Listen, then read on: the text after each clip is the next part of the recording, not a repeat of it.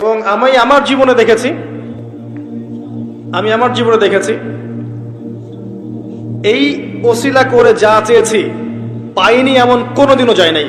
আলহামদুলিল্লাহ, আমি সম্পূর্ণ আল্লাহ পাকের কৃতজ্ঞতা এবং শুকরিয়া আদায় করছি। এইটা ওসিলা করে আমি যা চেয়েছি আমি সারা জীবনে তাই পেয়েছি।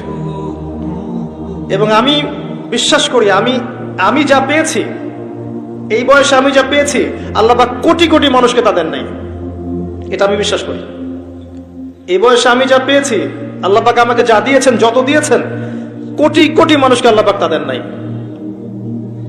আমি এমনটাই মনে করি। এগুলো কোনো গাল গল্প নয়, কোনো কেচ্ছা কাহিনী নয়, এগুলো কিন্তু ইসরায়েলি রিওয়ায়াতও নয়, সহিহ হাদিস। এগুলা নবী সাল্লাল্লাহু আলাইহি ওয়াসাল্লাম হাদিসগুলো বলেছেন, এক সরিষা দানা পরিমাণ মিথ্যা নাই এখানে।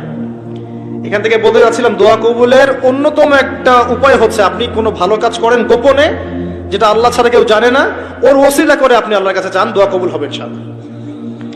আরেকটা অপশন হচ্ছে আল্লাহ পাকের যে নাম এবং সিফত গুলো আছে এগুলোকে ওসিলা করে দোয়া করা।